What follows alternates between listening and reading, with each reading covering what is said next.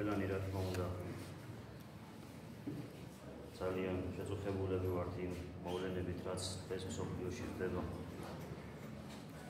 რაც ხდება ჩვენს საზღვრებთან ახლოს, როდესაც ომი მიმდინარეობს ირანს და ისრაელს შორის.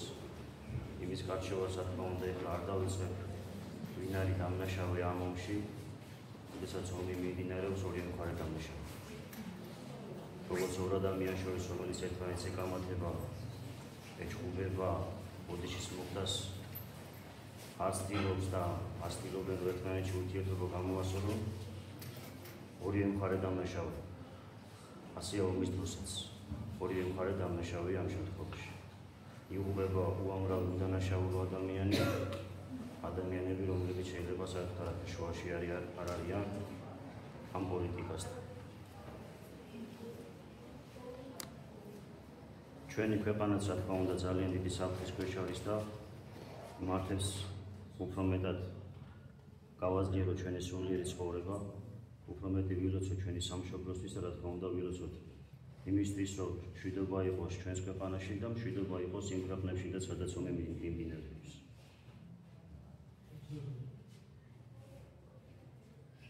ჩვენი ქვეყნის საფრთხე რამდენიმეა ამ შემთხვევაში მინდა ხაზი გაუსვა რამდენიმე მათგანს. რა თქმა უნდა საფრთხე არის, როდესაც შენს მეზობლად, შენს ქვეყანას, შენი ქვეყნის საზღვრებთან ახლოს ომი მიმდინარეობს, რა თქმა უნდა დიდი საფრთხეა იქიდან გამოქცეული ხალხის შენს ქვეყანაში შემოვიდეს. და ესეთი ადამიანი უამრავი იქნება, იმიტომ რომ მილიონობით ადამიანი ცხოვრობს ამ ქვეყანაში. და ესენი არიან ადამიანები, რომელიც არის უცხო ტომის, უცხო რელიგიის, უცხო ტრადიციების და ამ ქვეყნებისგან არაერთი ზიანი მიუღია ჩვენ ქვეყანას ისტორიულად. და ეს ადამიანები რა თქმა უნდა რომ დამკვიდრებიან ჩვენს ქვეყანაში, მოინდომებენ თავიანთი ინტერესების დაცვას, მოინდომებენ მეჩეთების აშენებას, მოინდომებენ სკოლებს, მოინდომებენ რელიგიურ სასწავლებლებს და ასე შემდეგ და ასე შემდეგ.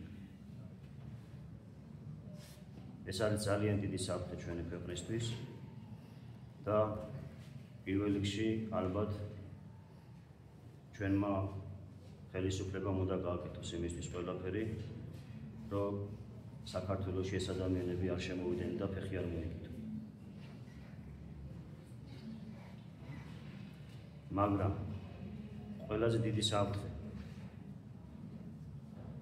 რაც ჩვენს ქვეყანას ემუქრება, ეს არის თვითონ ჩვენში. იმიტომ რომ ქართველებს ძალიან შეგვერყარ წმენა, ძალიან შეგვერყარ თვითშეგნება და ძალიან შეგვერყარ სიყვარული ჩვენი ქვეყნის. უამრავი ადამიანი ოჯახები ტოვებს ჩვენს ქვეყანას. რა თქმა უნდა, ყველა ადამიანი ერთად არ შეიძლება მოისმენი, როდესაც ქვეყანას ტოვებს, უჭირს ადამიანს და იმიტომ ტოვებს. მაგრამ მე ვსაუბრობ ისეთ ადამიანებზე, რომლებსაც სამსახურიც აქვს, ბინაც აქვს, მანქანაც ყავს, არ უჭირს. მაგრამ ამბობს, რომ მე უნდა წავიდე აქედან. და მიდის თავისი ოჯახის წევრებთან ერთად. მთელი ოჯახით მიდიან, პატარა ბავშვებით მიდიან. და მიდიან იმ შეგნებით, რომ საქართველოში დაბრუნებას აღარ აპირებენ. წასულები არიან და ცხოვრობენ უკვე უცხოეთში უამრავი ქართველი, რომელიც საქართველოში დაბრუნებას აღარ ფიქრობს. სხვა არის, როდესაც ადამიანს უჭირს. ოჯახში პრობლემები აქვს, ვალები აქვს, ბინა გაუყიდეს, რაღაცა პრობლემები შეიქმნა, შეიძლება 1 წელი, 2 წელი წავიდეს იმუშაოს, რაღაცა ფული მოაგროვოს, თავისი პრობლემები მოაგროვოს, მაგრამ დაბრუნდეს თავის სამშობლოში. ამაში ვერავინ ვერ გაამხნევს ესეთ ადამიანს. მაგრამ როდესაც ტოვებს შენ ქვეყანას იმ შეგნებით, რომ შენ უკან დაბრუნებას აღარ აპირებ, ჩვენ ამისთვის პასუხი მოგვეთხოვება ღვთისმოში. და ვის უტოვებ ჩვენ? ვგრძნობებთ იმ ადამიანებს, ვისი საფრთხის ქვეშაც ჩვენ დღეს ვართ. ჯერ რამდენი არიან? ქუჩაში ვერ გაივიდ, ისევ არ შეხვდეს 2-3 ჯგუფებად დადიან. და უკვე იყო ისეთი შემთხვევები, როდესაც გზა გადაკეტეს, აქ არ შეხვიდე, იქ არ მიხვიდე, ანუ თავიანთ პრეტენზიებს აყენებენ. და ჩვენ სად მივდივართ? ან რატო არ უნდა დაბრუნდეს შენს ქვეყანაში? ეს არის დანაშაული როგორც ჩვენი ერის წინაშე, როგორც ჩვენი ოჯახების წინაშე, ისე ღვთის წინაშე. იმიტომ რომ ჩვენი წინაპრების წინაშე, რომლებმაც სისხლი დაღვარეს, თავი გაძირეს, თავისი მიწანწლისთვის, თავისი ოჯახებისთვის, თავისი წმენისთვის, თითეული მტკავალი მიწისთვის ბრძოლობდნენ და სისხლიდნენ ჩვენი წინაპრები და როგორც ჩვენი პატრიარქი ამბობს ხოლმე, მიწა რო აიღო და ხელი მოუჭირო ჩვენი წინაპრების სისხლის წვეთები წამოუყენე. და რატო იბრძოდა ეს ხალხი? იმიტომ რომ ჩვენ ვალდებულები ვართ ჩვენი მიწა წყალი წმინდად შევინახოთ. დავით აღმაშენებელმა, როდესაც კარგულ პოლიტიკას ატარებდა და ჩვენს ქვეყანაში, ჩამოასახლა ყივჩაღები. ყივჩაღები იყვნენ ჩრდილო კავკასიური ტომები, მაგრამ დავით აღმაშენებელმა ეს ადამიანები ჩაასახლა ქვეყნის სხვადასხვა კუთხეში. და ეს ადამიანები შეეწნენ ქართველობას. მათ მიიღეს ქრისტიანობა, შეითვისეს ქართული ტრადიციები. დღეს სადმე ვინმე იტყვის, რომ ეს ადამიანი ყივჩაღია. ვინმე მიცის, ვინ არის ყივჩაღი. საქართველოში მაშინდელი დამკვიდრებული. ისინი ხო გამრავლდნენ, ოჯახები ყავდათ, ოჯახები ჩამოასახლეს. მარტო სამხედროობა და პირები კი არ ჩამოუსახლებია. გამრავლდნენ ეს ადამიანები, მაგრამ ადაპტაცია გაიარეს ჩვენს ქვეყანაში. და არ მოუთხოვიათ მათ არც მეჩეთები, არც თავიანთი რელიგიური გზნობების დაკმაყოფილება, არც თავიანთი სასწავლებლები. ეს ყველაფერი იყო დავითის დამსახურება.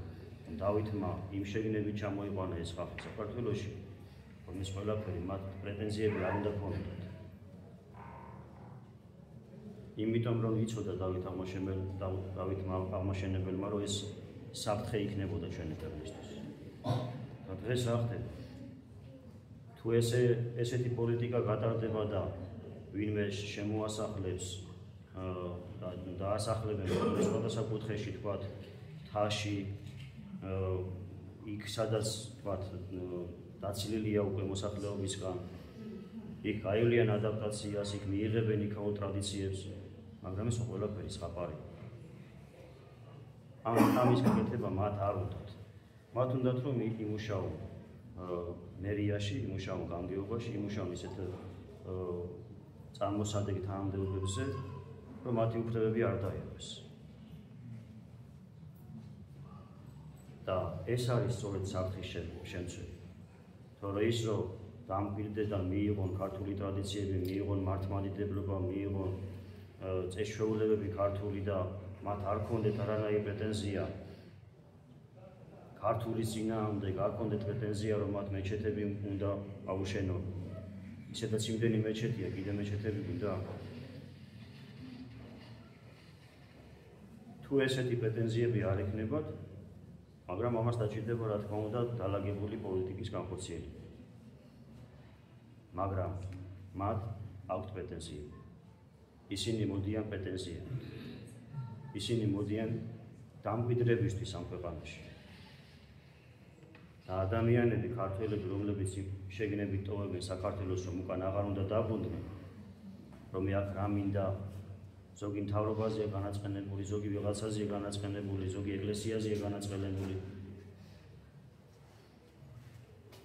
კი ბატონო, შეიძლება ვიღაცაზე ხარ განაწყენებული, მაგრამ ამ განაწყენების გამო ხო არ შეიძლება უფრო დიდი საქმე გაფუჭდეს და უფრო დიდი საფრთხე შეუქმნა შენ ქვეყანას. ადამიანები, რომლებიც ასეთი შეგნებით მიდიან საზღვარგარეთ, ადამიანები, რომლებიც ისეთი შეგნებით ცხოვრობენ საზღვარგარეთ, რომ უკან დაბრუნება არ უნდათ, უფრო დიდ დანაშაულს ჩადიან ვიდრე ის ადამიანები, ვინც ეხლა ჩვენს ქვეყანაში შემოსვლას აპირებენ. და თუნდაც მთავრობას თუ ვინმე ადანაშაულებს იმაში, რომ ამ პოლიტიკას ატარებს, რომ უშვებს ამ ჩვენს ქვეყანაში მიგრანტებს, იმაზე მეტ დანაშაულსაც ჩადის ესეთი ადამიანები.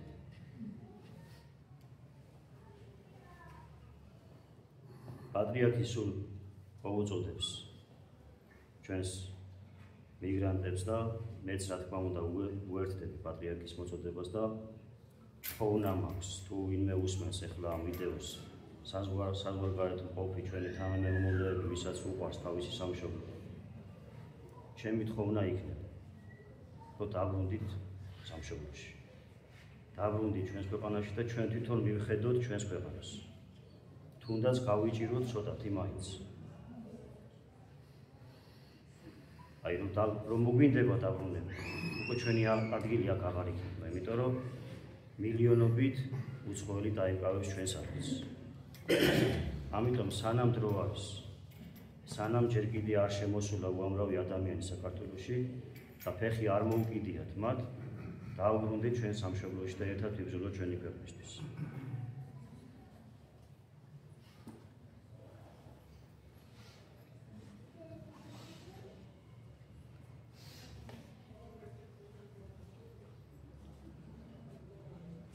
ჩვენი პირველი იარაღი რა თქმა უნდა არის ლოცვა და ჩემი თხოვნა იქნება, რომ ჯვრის ტროპარი აცხონე უფალო ვერიშენი და აკუთე სამკვიდრებელი შენი ეს ლოცვა რაც შეიძლება ხშირად ვთქვათ დღის განმავლობაში, რომ ჯვრის ძალით ღმერთმა ჩვენი სამშობლო დაიფაროს და ყოვლადწმინდა ღვთისმშობლის მიმართ ლოცვა მოწყალებისა კარი გამიღე. ეს ლოცვა ხშირად ვთქვათ, რომ ყოვლადწმინდა ღვთისმშობელმა დაგვიფაროს და თავისი წმინდა კალთა გადაგვაფაროს.